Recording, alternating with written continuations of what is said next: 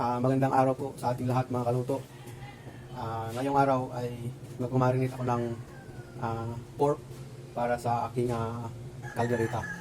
So papakita ko sa inyo yung mga simple at madaling ingredients lang na ginagamit ko.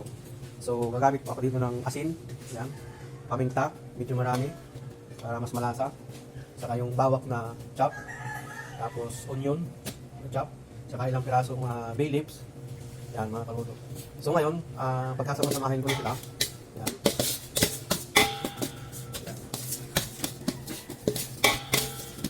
At mag-a-add lang ako ng white vinegar para pampatanggal sa lansa ng pork.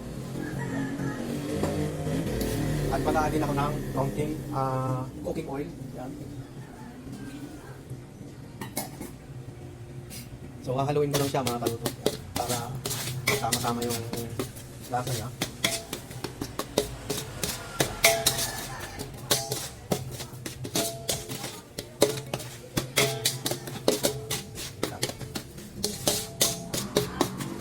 So ito naman yung pork na 10 kilos kasim part. May halo siyang konting limpo yung taba para mas malasa siya mga kaluto. So yan, ilalagay ko siya mga kaluto. Nilagay ko na siya mga kaluto. Yan, hahaluin ko para magsama-sama yung lasa niya, yung aromat ng garlic, ng sibuyas. So yan mga kaluto. Tapos igigisa ko siya after 1 hour para ma-absorb na ng karni yung mga ilagay natin pampalasa mga kaluto.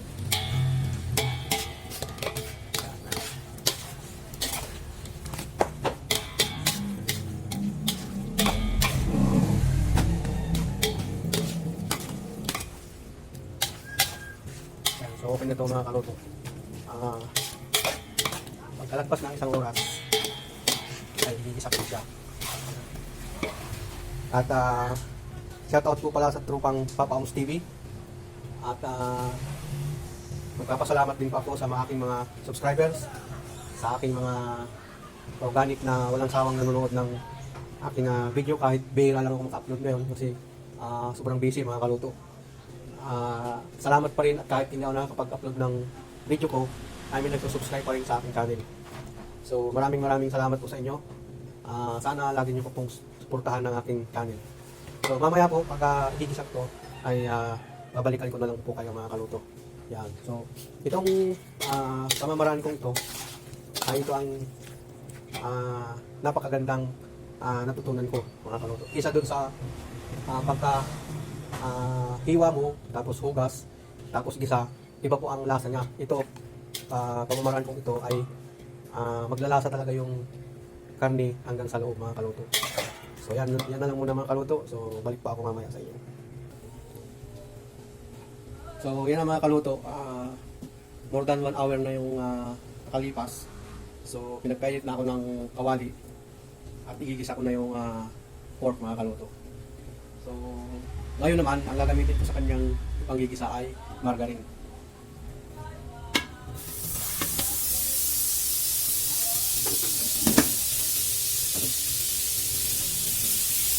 At mag-a-add din ako ng konting bawang at sibuyas para mas mabango siya mga kaluto.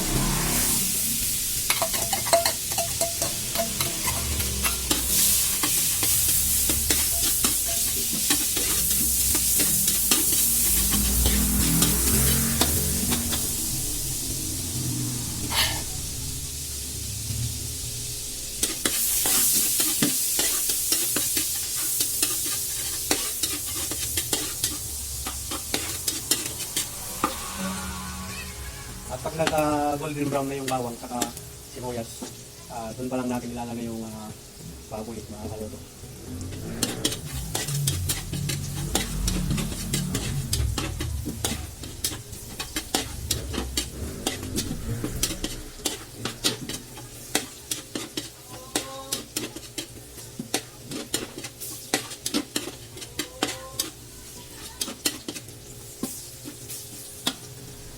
So ayan na, golden brown na siya mga kaluto. Lagyan na natin yung baboy.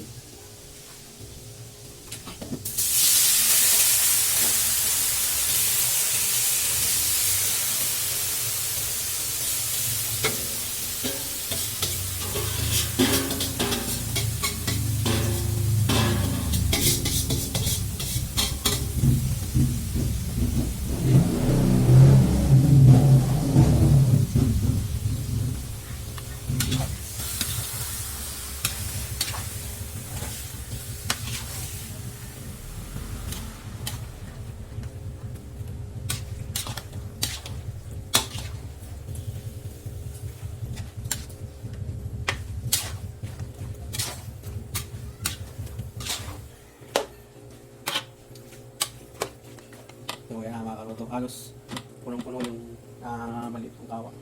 Pero ito, ang capacity nito ay 12 kilos sa karne. Mga kaluto. Eh, nung una, nung nagsimula ko, ang ginagawa ko lang, 5 kilo, 6 na kilo. Kaya lang ngayon, sobrang bilis maubos. Kaya ginawa ko ng 10 kilo yung papalambutin ko mga kaluto. Para makatipid din sa gas at bawas trabaho. And then pagkatapos itong lumambot mga kaluto, ay pinaplastic ito ng 250 grams. Tapos pagka lumamig na siya, ay ilalagay ko siya sa freezer. So pag may order, saka lang ako mag-out ng isang balot mga kaluto.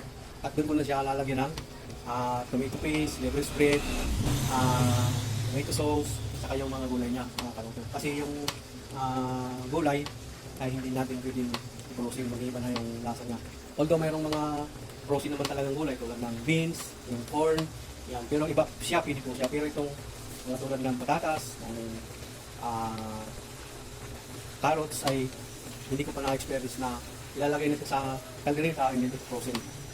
Ang na-experience ko lang, palalambutin yung karne and then pag may luto na o magluluto na, saka na lang lulutuin din yung gulay and then saka na ihalo yung pinakagulay na mga kaluto. Itong ano na to, pamamaraan ko ay napakaganda po ito sa mga a la carte o yung short order na kailan mga kaluto. So, palalambutin ko siya, tatakpan ko muna siya mga kaluto. Balikan na lang natin siya kung siguro mga about 1 hour uli na mahina na yung apoy ay malambot na to mga kaluto. So, babalikan ko na lang kayo mga kaluto. So, yan ang mga kaluto yung pagkalagpas ng isang oras, pinalambot ko yung baboy. So, ready na to.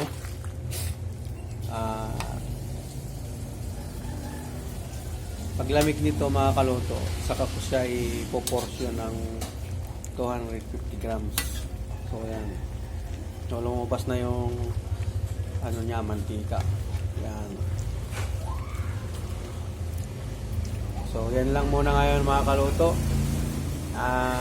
Maraming salamat po sa walang sawang suporta sa aking channel. Sana susunod lagi na makapag-upload ng aking mga video at para may matutunan kayo sa aking mga kaluto.